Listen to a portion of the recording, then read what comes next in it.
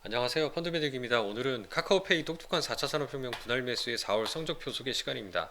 옥석 가리기가 키워드가 될 것 같은데요. 지금처럼 약세장하고 하락장 속에서 분할 매수를 무조건 해야 됩니다. 근데 이런 구간에서 견디기 힘들다라는 판단이 들면 어떻게 보면 우리 심리적으로 봤을 때 바닥을 지나는 경우일 수도 있습니다. 고점에서 잡고 저점에서 매도하는 경우가 어떻게 보면 되게 자주 일어날 수밖에 없고 우리 심리이기 때문에 그렇죠. 한 달 동안 7% 넘게 하락을 합니다. 5개의 테마 ETF 모두 하락을 했고요. 기준가격도 지난 10월 달 이후로 보면 계속 하락을 지속을 하고 있는 모습입니다. 어떻게 보면 이 하락을 미리 알았더라면 좀 털고 나오는 게 맞았겠지만 그렇다고 이 성장 주식의 강세가 바로 끝나느냐에 대한 의구심이 또 여전히 지배를 하고 있었기 때문에 어떻게 보면 바로 나오기도 힘든 상황이었다고 생각이 됩니다. 테마상으로는 전자상 거래하고 반도체가 좀 크게 타격을 입었고요. 나스닥 100지수 기준으로 21% 정도 지난 4월 이후 하락하는 동안에 펀드는 대략 한 14% 정도니까 적게 하락하는 특징을 보여주고는 있습니다. 전자상 거래가 많이 하락은 했지만 비중은 4.94% 정도로 영향이 크지는 않았던 것 같고요. 반도체 ETF가 좀 비중이 좀 큰 편이라 이쪽에서 성과 부진이 좀 많이 나타났다 볼 수 있습니다. 코멘트 상으로 가장 중요한 건 현재 순자산 대비 해외 주식 ETF의 비중, 그러니까 노출도죠. 주식 시장이 하락할 때 해외 주식 ETF 비중이 얼마인가를 보면 52% 수준입니다. 한 주식 50% 정도 수준의 채권 혼합형 수준의 상황이다라고 볼 수 있고, 향후 운용 계획은 여전히 이제 분할 매수하겠다라는 좀 통상적인 내용을 계속 반복하고 있습니다. 이렇다 보니까 오늘 메리츠증권 리서치센터에서 잘 정리해주신 이 성장주 계속 갈 것인가에 대한 리포트를 좀 간략히 소개를 드릴까 합니다.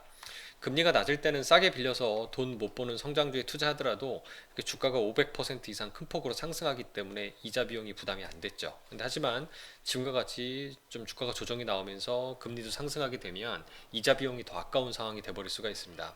결과적으로 현재 시점으로 측정해 보면 고점 대비 돈 못 버는 성장 주식은 70% 하락하는 동안에 그래도 돈을 잘 벌고 있는 시장의 지배적인 성장 주식 애플, 아마존, MS, 알파벳 등등은 하락하더라도 한 절반 정도 수준의 하락을 보여주고 있습니다. 물론 적지 않은 큰 폭의 하락인 건 맞고요. 그럼 결국은 이제 성장주 강세 사이클이 끝난 것이냐 를 살펴보는 게 중요하거든요. 예를 들어서 대표적인 투자 정점의 시그널을 뭐로 확인해 보냐면 더 이상 매력적인 투자할 만한 기술 분야가 없거나 또는 이런 신성장 산업 부분에서 공급의 과잉이 일어나느냐를 봐야 된다는 거예요. 근데 이런 관점에서 보면 아직 시기상조라는 해석을 해주고 계십니다. 예를 들어서 전기차 시장만 보더라도 글로벌 침투율이라고 하는 수준이 10%가 채 되지 않고요.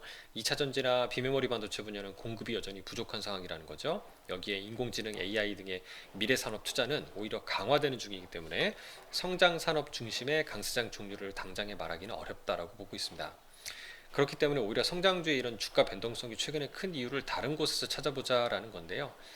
문제의 본질은 성장산업 전반의 문제라기보다는 산업 내에서 옥석이 가려지고 있다는 거죠. 앞서 말씀드렸던 돈을 벌고 있느냐 못 벌고 있느냐의 차이가 좀 있는 것 같습니다. 이미 성숙된 산업에서의 성장성 둔화이냐, 그죠? 이럴 때는 더 숙련된 기술이 들어오면서 또 좀 더 저비용으로 생산하는 기업들 쪽으로 가는 게 이런 성장성 수단의 시그널인데, 다른 하나는 기술 초기 산업에서 과도한 기대가 쏠린 거 아니냐, 코로나 이후로 풀린 돈들이 이 돈 못 버는 성장주에 많이 몰렸기 때문이 아닌가라는 부분이고, 이런 것이 성장 산업 내에서 반복되는 현상이란 거죠. 제가 지난번 영상에서 보여드렸던 바로 요 그래프입니다. 이 작년과 재작년의 상황이 바로 이 주가 고점을 만들었던 상황이었던 것 같고요. 현재는 저점이 어딘지 모르겠지만 이 고점으로부터 하락하는 이 어딘가에 좀 위치해 보입니다.